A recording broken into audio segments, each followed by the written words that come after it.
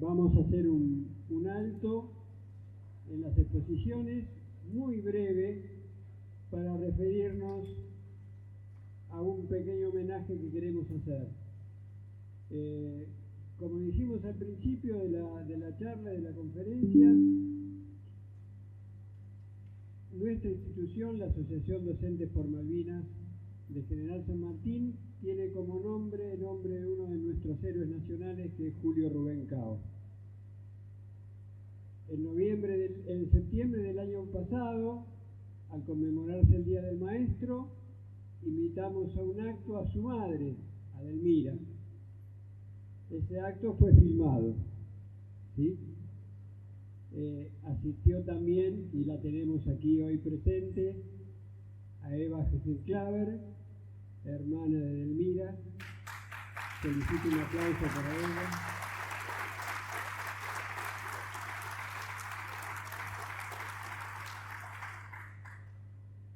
Delmira lamentablemente nos dejó el año pasado, en noviembre, y en ese momento que yo tuve el honor de conocerla, sentí lo mismo que sintieron todos los veteranos de guerra que la conocieron, que la adoptaron como madre, porque ese era su espíritu y su dulzura al hablar, y su fuerza, constancia y permanencia, porque fue una de las primeras y grandes luchadoras sobre Malvinas, y una de las grandes divulgadoras.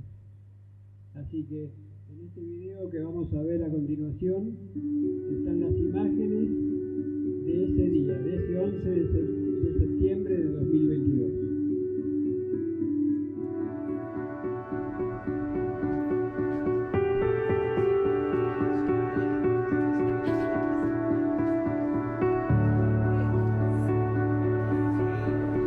Hola, buen día. Muy bien, muy bien.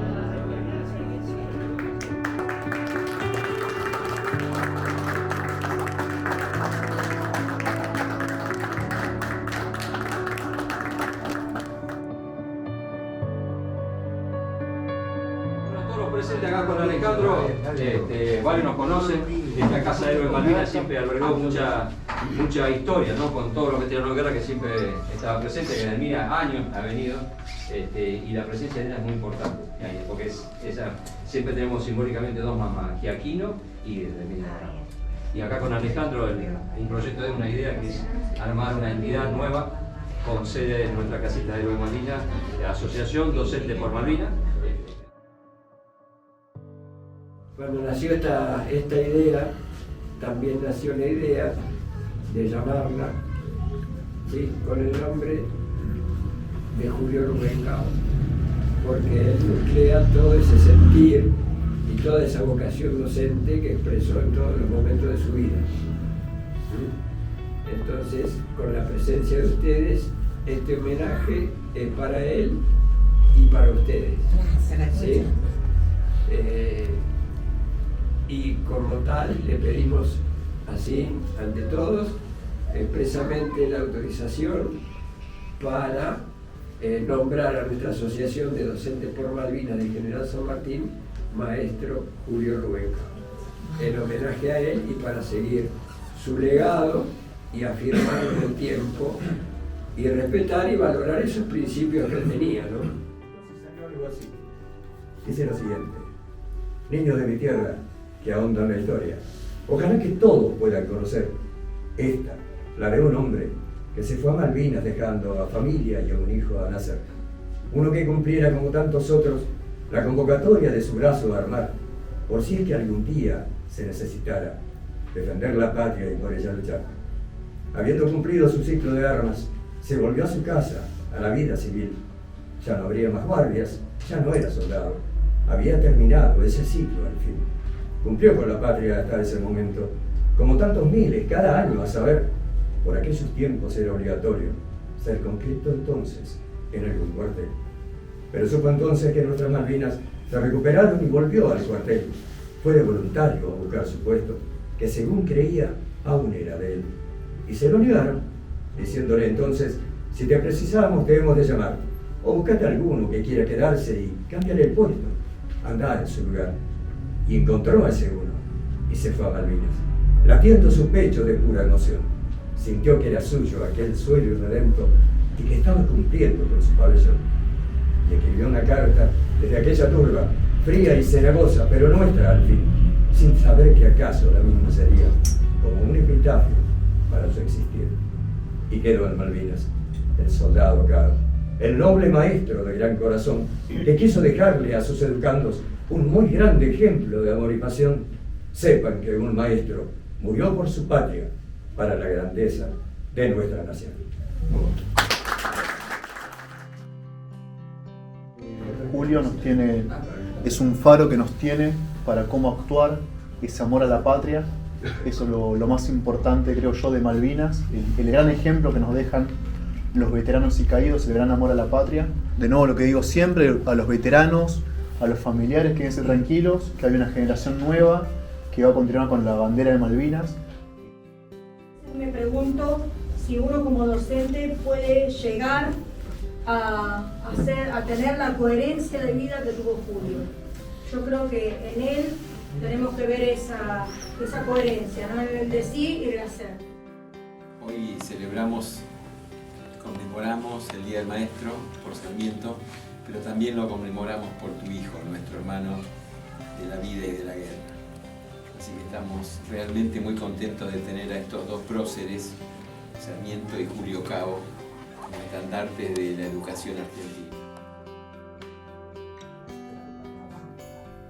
Pero quiero agradecerles, decirles que las Malvinas fueron, son y serán Argentina, y que los veteranos de guerra seguirán siendo nuestros héroes, los que quedaron y los que volvieron. Yo siempre digo, es cierto, yo me puse a trabajar por Malvinas, ni bien murió mi hijo y todos los demás, pero yo ya había perdido otro por otra guerra terminal que en ese entonces azotaba el mundo, que es la chilena.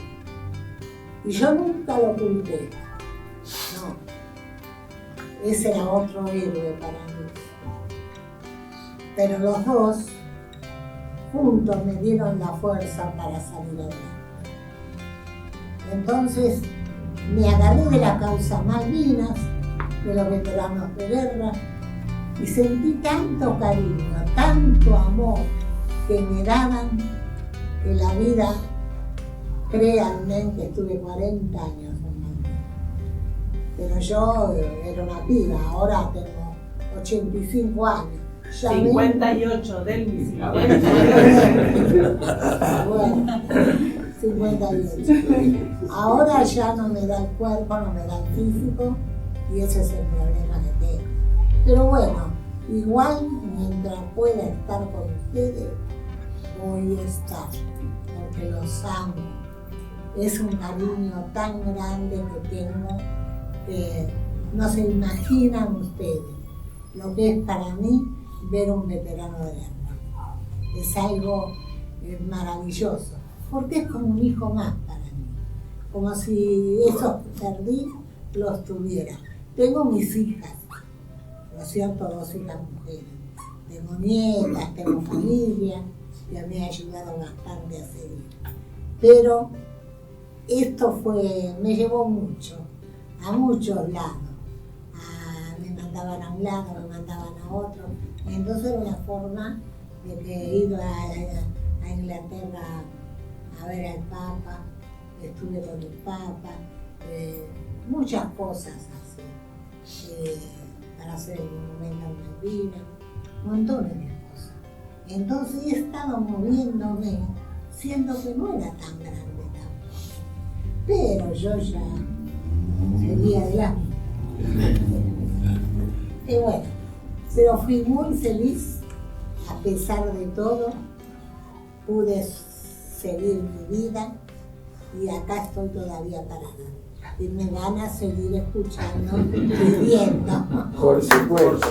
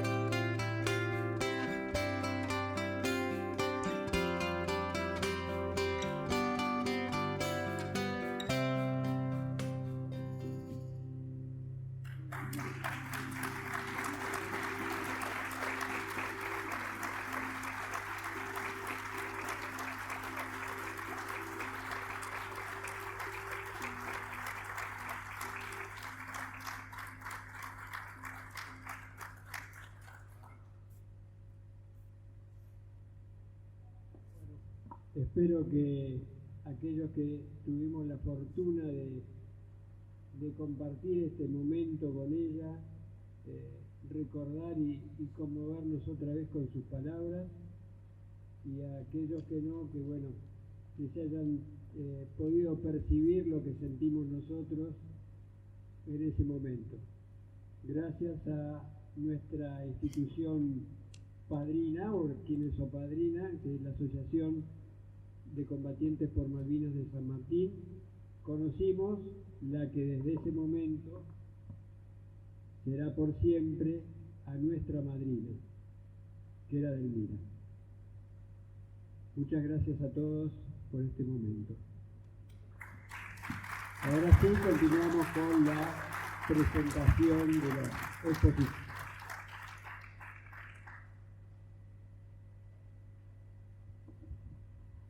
Antes de hacer esta exposición, unas palabritas solas que quiero decir sobre Julio, que él ya había recibido para el 82 la baja. Siempre me emociono cuando lo digo.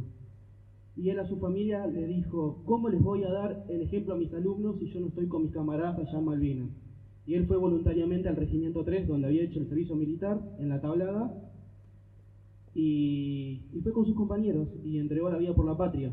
Y Malvinas también es esto, son los valores que nos legaron, así que un abrazo grande a la familia. Gracias, Seba.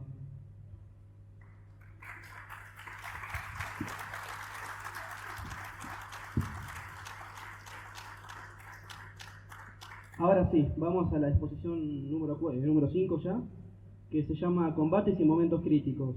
Vamos a hablar sobre el desembarco en San Carlos, los principales combates y contraataques.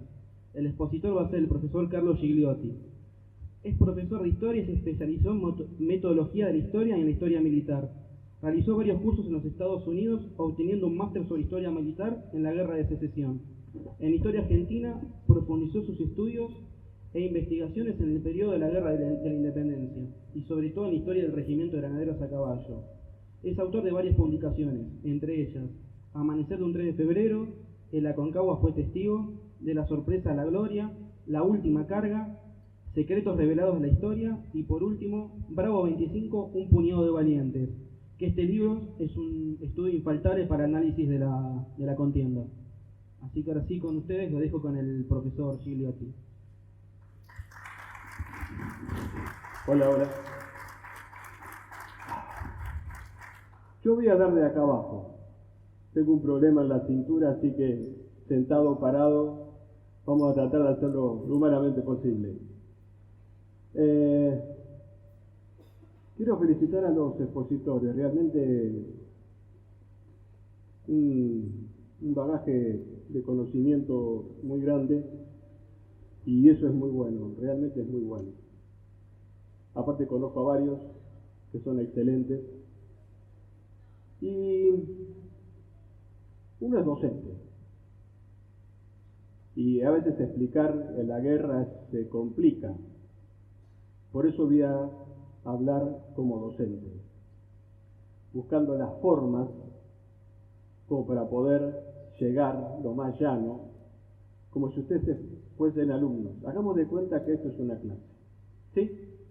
El que quiere preguntar, levanta la mano, preguntamos y respondemos. Tenía pensado empezar de una manera, pero ¿sabe una cosa? Cuando vi el homenaje a Julio Cao, qué bueno que es recordar algo importante que los docentes no entendemos, que es que nosotros, los docentes, tenemos un héroe. Y es bueno eso, explicarlo, decirlo, para que los chicos entiendan la historia de Julio Cao. No les voy a contar la historia de Julio Cao porque es para que ustedes la investiguen. Ya está, tema de investigación para la próxima clase. Revisen la historia de Julio Cao. Les voy a contar una pequeña historia antes de estar en tema, porque es una historia personal. Yo me recibí de profesor en el año 88 y en el año 89 di mi primera clase, el 13 de marzo. Y yo me recibí con toda la parafernalia de la desmalvinización. Yo enseñaba en el colegio, los chicos de la guerra, el hambre, el frío, enseñaba todo eso, porque era así. Era así. ¿Se entiende, no? Era así. La suerte quiso que, me muevo porque si no me molesta, así que no es que estoy bailando. La suerte quiso que yo allá en el año 91 tenga la posibilidad de viajar a los Estados Unidos a hacer un curso de historia. Y a la biblioteca de Nueva York. Gracias a Dios, las cosas fueron bien. Y me interesó mucho el tema de la Guerra Civil Americana, que de hecho hice un curso más intensivo. Mire lo que son las cosas, me especialicé en Guerra Civil Americana antes que Guerra Civiles Argentina. Es una locura lo mío, pero es así, me tocó. Y tuve la posibilidad de buscar información, gracias a los contactos que habíamos hecho,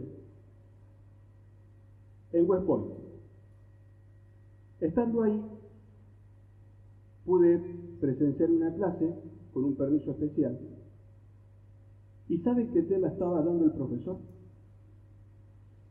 Guerras del siglo XX. Y ese día tocaba The Falkland War, la guerra de Malvinas. Cuando terminó de dar la clase, el profesor, yo salí, fui al baño y me puse a llorar. Porque yo descubrí Malvinas en los Estados Unidos. Porque el profesor habló de la gallardía, del valor, del coraje del soldado argentino. Habló del coraje, de las habilidades impensadas de la Fuerza Aérea Argentina. Y habló con el coraje que afrontó la muerte del crucero General Belgrano. Yo enseñaba todo al revés. ¿Qué quiero decir con esto? Que es muy difícil explicar a chicos de colegio secundario una guerra, y más si es la guerra de Malvinas. Por eso, muchas veces, los docentes, ¿qué hacemos? Llamamos a los veteranos de guerra para que den una charla y nos sacamos del tema porque ya el veterano de guerra explicó. No es así. No es así. Se ríe aquel que me conoce, ya lo van a conocer. ¿Saben por qué? Porque el docente tiene que tomar posición con el tema. No le tiene que tener miedo al tema.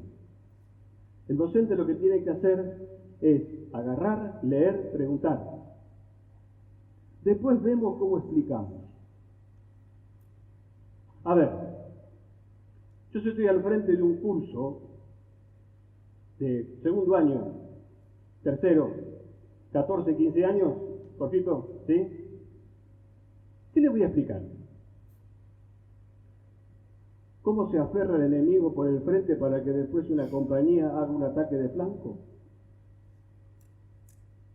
¿Qué le voy a hablar? ¿Decir Basil Lady Hall con aproximación indirecta? No. Entonces yo me propuse, como docente, cuando ya estaba acá, volví, y afronté, me miré al espejo y, bueno, ¿cómo explico Malvinas? ¿Cómo lo explico? ¿Cómo explico las batallas de Malvinas? Acá yo escuché disertaciones espectaculares. Pero también entiendo que para los chicos tenemos que motivarnos. Entonces, un día yo tenía que empezar a hablar sobre las campañas sanmartinianas. ¿Cómo se explican las campañas de San Martín? Hagan un poco de memoria. San Martín cruzó los Andes con mucho frío, con un caballo blanco que nunca tuvo, pero no importa, esa es otra historia. Triunfó en Chacabuco y en Maipú y dio la libertad a Chile. ¿La explicamos así? ¿Así vamos a explicar Malvinas? No. Entonces, lo que tenemos que hacer nosotros es algo muy sencillo. Usemos al veterano de guerra. Sentémonos a tomar un café, preguntémosle y preparemos la clase. Doy la clase y después lo llamo, para que el chico sepa quién tiene adelante. Tenemos que sentirnos orgullosos de los veteranos. Por lo tanto, cuando yo tuve que afrontar el tema Malvinas, yo dije, ¿cómo puedo explicarlo? Porque siempre pasa, estaba en un tercer año, y siempre está el compinche del docente, ¿no? Siempre está ese que está en el café. Profe, ¿quiere un cafecito? Entonces me levanta la mano y me dice, profe, mire qué casualidad, porque esto hay que hablar sobre Ganso Verde y demás. ¿Qué pasó con las batallas de Malvinas? Se dieron mal, ¿no? Textual. Entonces yo me quedé mirándolo y creo que a veces bajo presión los docentes actuamos y sacamos lo mejor de cada uno, muchas veces. Entonces yo le dije, no te voy a hablar de la batalla, cuántos muertos hubo, cuántos prisioneros hubo. Lo que te puedo decir es que una batalla es una suma de voluntades. Es una suma de voluntades, guiadas por una táctica y una estrategia. La suma de esas voluntades, confrontadas con la suma de las otras voluntades de la otra parte, hace a la acción en bélica así. Que puede ser un combate, puede ser una batalla. Quedamos en claro que, técnicamente hablando, hay 3 acciones militares reconocidas: escaramuza, combate y batalla, según el grado de cantidad de hombres que conforman ese enfrentamiento. Y en esa suma de voluntades, a veces hay un nudo coyuntural que se rompe y alguien excede de más lo que tiene que hacer y ahí tenemos al héroe. Y cuando pasa eso, nos sorprendemos. ¿Por qué? Porque se excedió. Ahora, ¿qué lleva a un grupo de hombres a estar enfrente uno de otro tratándose de matar? ¿Ustedes se pusieron a pensar eso? Eso es una batalla. Y lo más interesante de esto, vamos a Pradera del Ganso. Cuando los ingleses ya estaban desembarcando, Javi, ¿te puedo pedir un favor, o Martín, o me alcanzás el Bravo 25? Perdón, Javi, gracias. ¿Por qué le digo esto? Y acá va el tema de las voluntades. Cuando Julian Thompson, en su puesto de comando de Bahía Accia, si mal no recuerdo, estaba pensando, gracias hermano, organizando el avance sobre Puerto Argentino, Sandy Woodward había mandado un mensaje a Londres que tenía pensado retirar la flota por el castigo que había sufrido. Londres se quería morir. Usted imagínese lo que habrá sido ese mensaje para el comando en jefe en Londres. Pero ¿qué sucede? ¿Qué es lo que leía Jeremy Moore antes de dar la charla a sus oficiales para hacer el avance sobre Puerto Argentino? El reporte que tenía en la mano decía más o menos así. A ver si tengo la luz.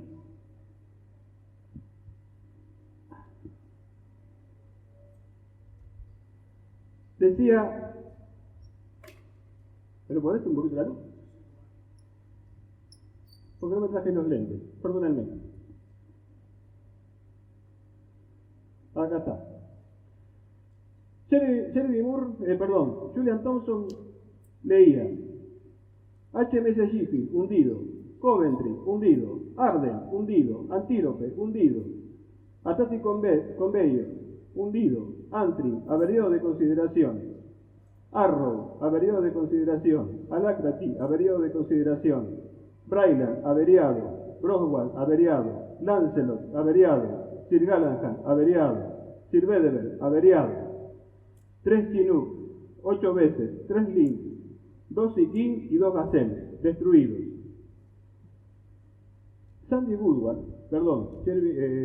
Julian Thompson pensaba, ¿y si Sandy Bulga tiene razón? ¿Nos podemos avanzar? Entonces lo que hace es hablar con sus oficiales, comenzar la charla, diciéndoles, tenemos que caminar hacia Puerto Argentino. En ese momento recibe un telegrama y tiene que ir urgente a la sala de comunicaciones para hablar directamente con Londres, donde recibe una orden perentoria. Hay que tomar Goose Green. Julian Thompson, buen militar, dice, pero ¿cómo vamos a ir a Darwin? ¿Para qué? Vamos a rodearla, lo ponemos en jaque mate y ya está. ¿Para qué vamos a perder vida inútilmente? Lo que pasa es que Londres necesitaba una victoria terrestre urgente. Y acá está el tema de las voluntades, que yo le decía. ¿Qué voluntad podía tener un comandante en jefe sabiendo que tenía que hacer una operación de campaña y preparar una batalla, sabiendo que iba a exponer inútilmente a sus hombres? ¿Se dan cuenta el tema de las voluntades? Lo hecho está, y ahí se decide el ataque a Busurí o Pradera del Ganso. La campaña iba a ser corta, estaba programada entre 12 y 14 horas, más no.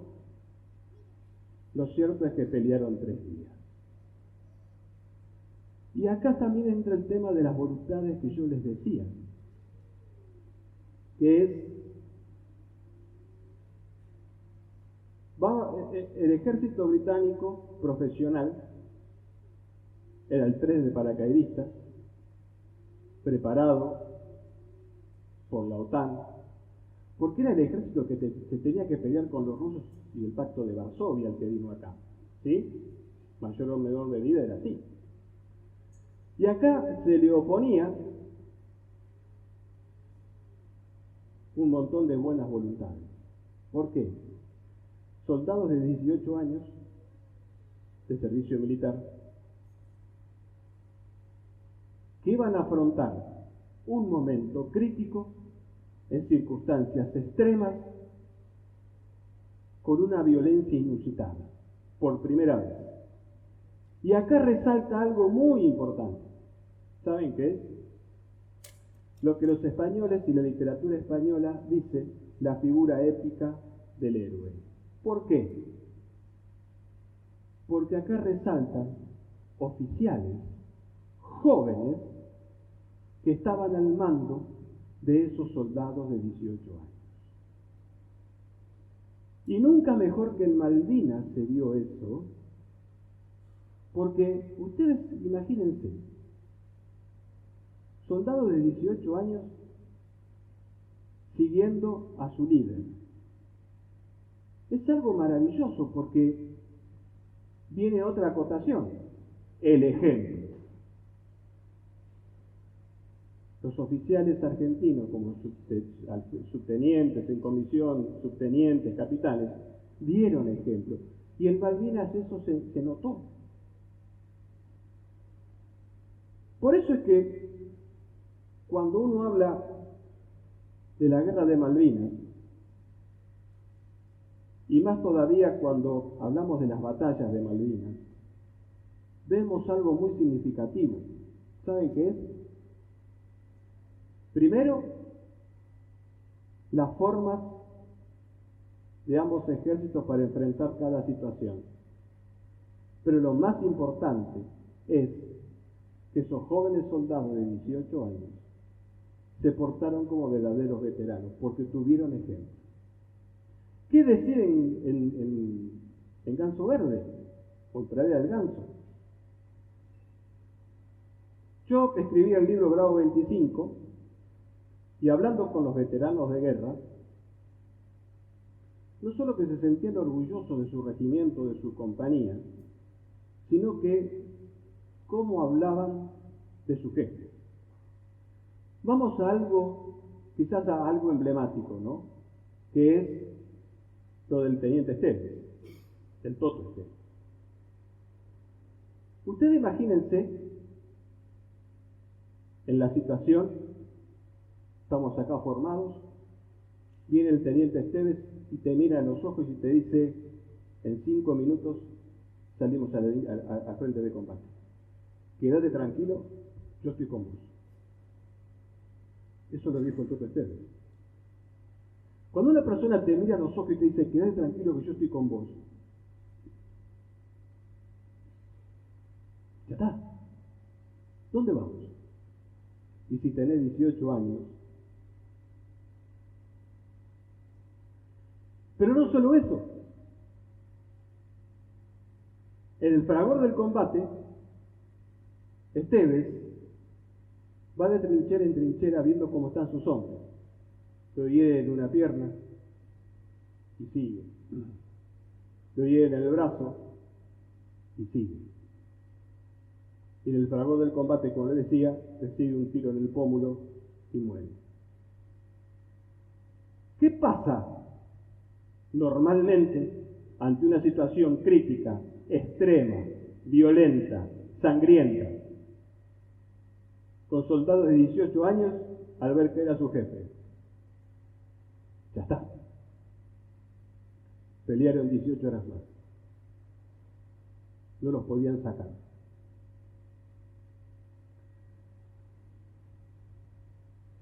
Muchas veces yo me pregunté, realmente,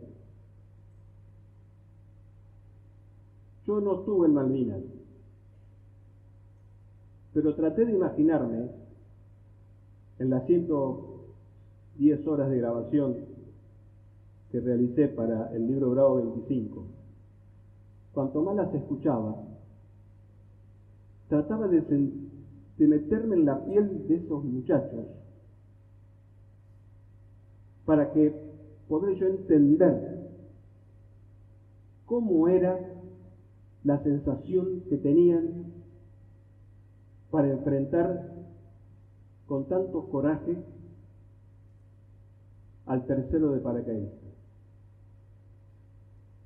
Y no pude meterme nunca en la piel de ellos.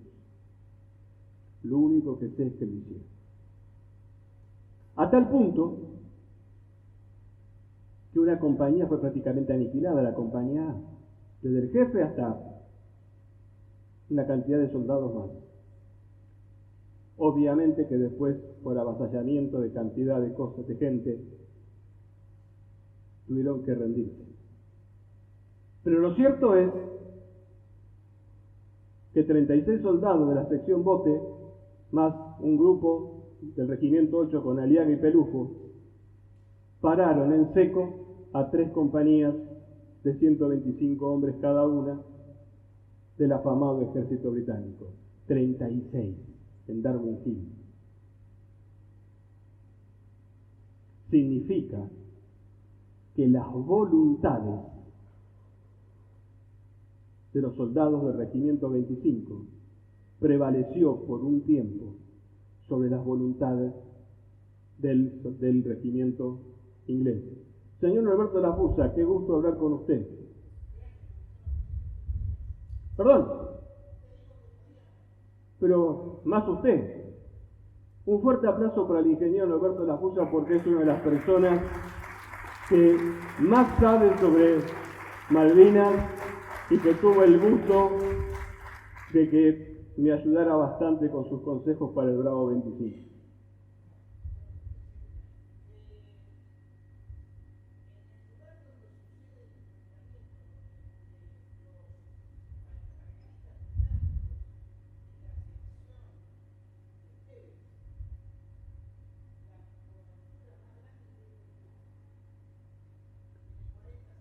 Vos estuviste ahí, ¿no?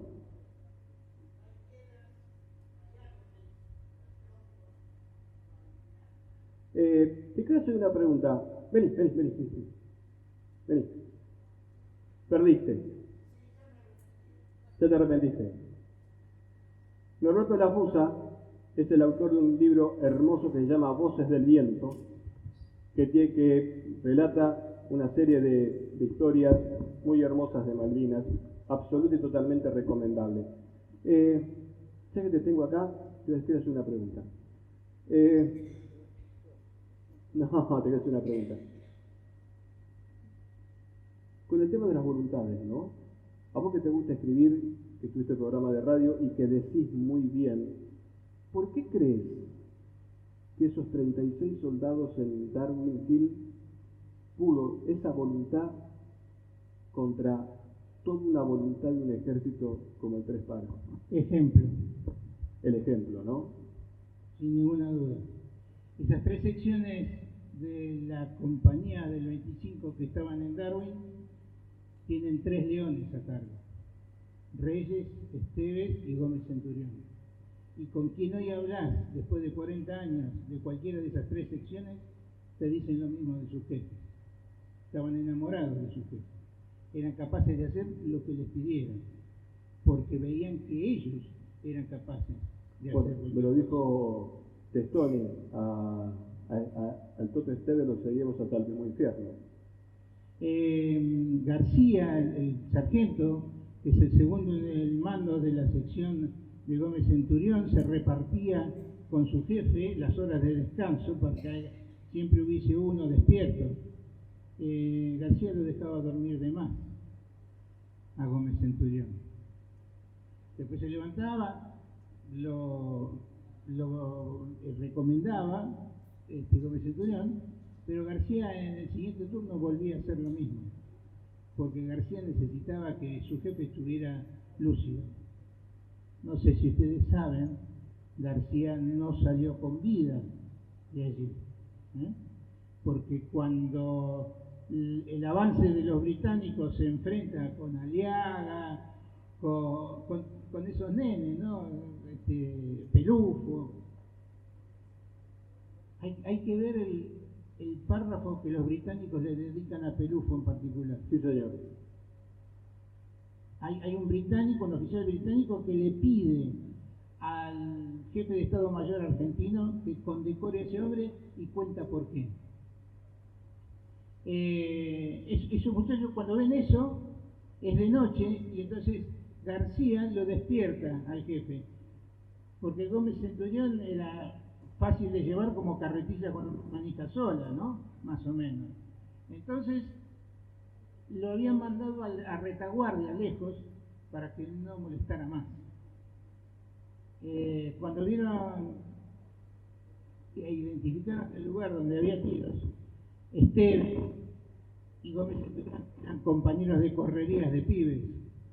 Le dijo, García lo despertó y le dijo, está combatiendo la sección de Esteves, y como dice Gómez Centurión, nosotros éramos como las mariposas. En la noche íbamos derecho al fuego, ¿no? Y así llega Gómez Centurión al momento en el que la resistencia de la gente de Esteves es enorme. En ese pozo donde muere Esteves, mueren todos, salvo Rodríguez. Claro, el que... Sí. Salvo Rodríguez. Y una cosa muy chiquita, yo que conozco la historia y conozco los hombres, Rodríguez trabaja en un banco en pleno centro. Y en una oportunidad que yo caminaba por pleno centro, lo veo de la vereda de enfrente venir caminando a Rodríguez. Y yo me detengo y lo miro. Las vereditas son muy angostas, en el centro la gente me llevaba por Fernando. Yo me puse contra la pared y lo vi pasar. Y yo me preguntaba, toda esa gente que le pasa alrededor no sabe quién es. Yo miraba a la gente, a ver si alguno reaccionaba. Rodríguez pasó como si fuera un tipo común. Y Dios sabe bien que no lo es. No. En esa trinchera, en ese pozo de zorro, donde estaba Rodríguez, él fue el único que salió con vida de los 4 que estaban. Y siguió tirando hasta que recibió orden de abandonar el pozo. El joven hace un ratito hablaba de nuestra gente. Les dejo una cosa y termino porque te estoy robando el tiempo. Bien dicen que existe el éxito. ¿Qué es el éxito? Haber conquistado y mantenido Malvinas. Nosotros en ese aspecto hemos fracasado, los argentinos. Pero la forma en la que uno busca el éxito, de pronto lo deriva por el camino de la gloria. Y el éxito es efímero, pero la gloria que alcanzaron nuestros hombres es eterna. Gracias, amigo. Un lujo. Norberto Lafusta. No se pierdan el libro de él, Voces del Viento. Así como habla, escribe. Así que imagínense lo que es. Qué bárbaro, ¿no? Porque Norberto nos pintó un panorama maravilloso. Y mire cómo saltan los temas, ¿no? Porque del éxito al fracaso, o del fracaso al éxito, nada. 3 veces estuvieron los británicos a punto de retroceder, por eso. ¿Hubiésemos ganado la guerra? No lo sé. Nadie lo sabe. No me gusta mucho la historia contrafáctica, me gusta la historia con documentos. Y los documentos me dicen de que el 14 de junio se firmó el cese de hostilidades. Pero sí sé que yo, como profesor de historia, como que me gusta escribir y investigar, le dimos demasiado, los soldados argentinos, la Argentina en ese momento, le dio demasiado trabajo a los británicos. Y en ese choque de voluntades, los ingleses, fíjense ustedes, deciden a partir de la batalla de Pradera del Ganso no pelear más de día. No peleamos más de día. Vamos a pelear de noche. ¿Por qué? Por una cosa muy simple. Ellos estaban más habituados que las tropas argentinas, salvo rarísimas excepciones como los comandos, en pelear mano a mano de noche. Lo que sucedió en Pradera del Ganso fue que una gran cantidad de oficiales británicos y suboficiales británicos cayeron en combate. Porque a plena luz del día, mejor parapetados y con decisión, ahí está la otra palabra, la decisión, eran blancos fáciles de los soldados del Regimiento 25. Y a tal punto fue el hecho que marcó a fuego la batalla de Pradera del Ganso, es que los británicos, los ingleses, cuando desembarcaron, cuando llegaron a Malvinas, sabían exactamente con qué regimientos se iban a enfrentar y dónde estaba cada regimiento. Y sabían el nombre de cada jefe. ¿Saben a qué regimiento no querían enfrentar los ingleses? Al 25, porque estaba en el día. El regimiento 25, el Malvinas, peleó con boina, no peleó con casco, con boina verde. Porque se en el rinde de un entrenamiento especial, por eso Regimiento Especial 25. Los ingleses, a la distancia, cuando veían más o menos a quién se enfrentaban, pensaban que se estaban enfrentando a comandos argentinos. Cuando caen capturados soldados argentinos del 25, y se dan cuenta de que eran soldados, no comandos, ellos tenían registrado el Regimiento 25 en el aeropuerto. Y la pregunta de la inteligencia, que se hizo la inteligencia británica era, perdón, ¿dónde está el 25? Porque si en cada lugar que vamos a ir nos vamos a encontrar con esta gente, vamos a tener un problema. Eso fue lo que pasó.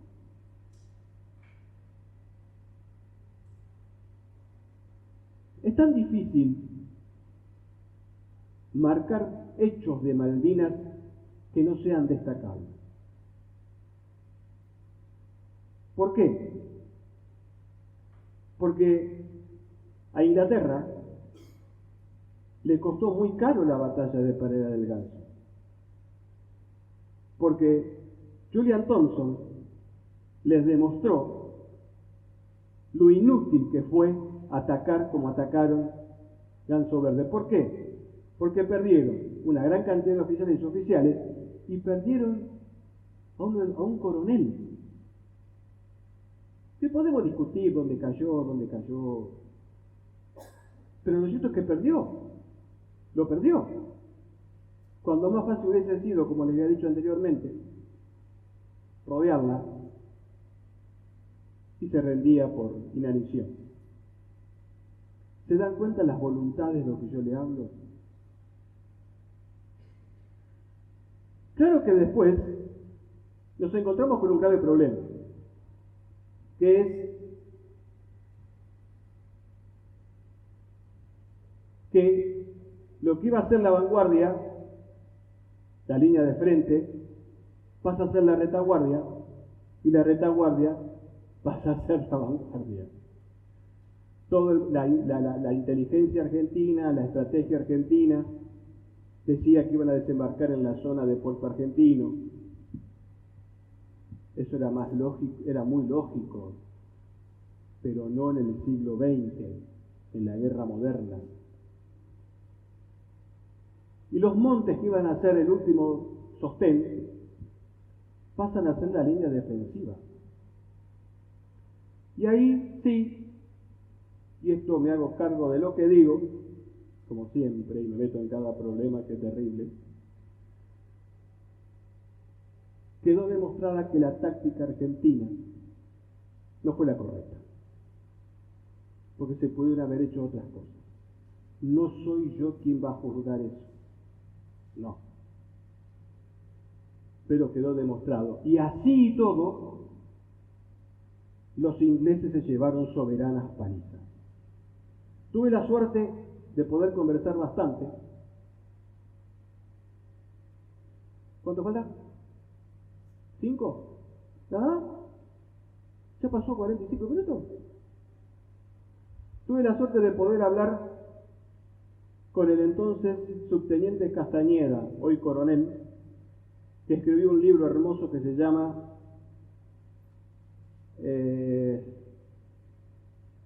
iba a decir un puñado de y fueron hombres. Él era el jefe de la compañía C en el London. Cuando se dice London, se dice culto al coraje. Cuando se dice London, se dice culto al coraje. Ahí, mis estimados amigos y amigas, se peleó a bayoneta calada y a cuchillo. No se pidió ni dio cuartel. Y ahí están las voluntades. ¿Por qué?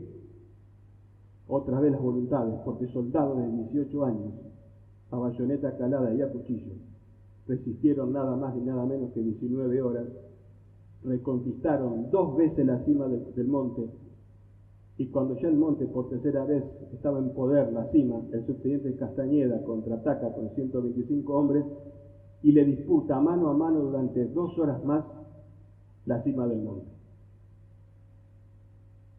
Si eso no es coraje, el coraje que es. Y me agarro yo de lo que decía Norberto cuando vio pasar al soldado Rodríguez, ¿no? Todo el mundo sabe, o aquellos que no lo sepan, junto con el veterano de guerra Javier Ramos hicimos 4 libros sobre la historia del regimiento de granaderos a caballo, que gracias a Dios nos ha dado muchísima satisfacción. Y yo siempre digo que yo no tuve la suerte de poder tomar un café con San Martín. No pude hablar nunca con Cabral, que me hubiese gustado preguntarle qué fue lo que dijo cuando se murió, pero no dijo muero contento y me batió el enemigo, olvídense. Si supieran lo que dijo Cabral, el jesuita que lo tenía agarrado de la mano se hacía cruces. Y nunca pude hacer eso, dame ese lujo. Pero por eso, como docente, si hay docentes presentes, hablen con los veteranos de guerra, sáquenle lo que puedan sacarle y ustedes fórmense ese discurso para motivarlo a los chicos. Porque los veteranos de guerra son los héroes de las generaciones que van a venir. Ya están en los libros de historia. Ya están. No perdamos el tiempo en discusiones pasajeras, porque con Malvinas no hay grieta, y cuando un veterano de guerra habla, se acaban todas las palabras. Por eso Malvinas, conceptualmente hablando, fue una lucha de voluntades. Firmamos un armisticio, sí, pero nuestra voluntad fue más grande que la de inglés. Nosotros luchamos por la patria. El inglés vino a combatir, vayan a saber por qué. Y llámese patria, y acá los veteranos de guerra presentes, no era la bandera, ni el himno, la patria del tipo que tenías al lado. Por ese peleaban. Entonces significa que hoy acá, con los veteranos de guerra presentes, tenemos mucha patria para poder pelear. Como digo siempre, muchísimas gracias por haberme escuchado, y a los señores veteranos de guerra, gracias por tanto y disculpen por tan poco. Gracias.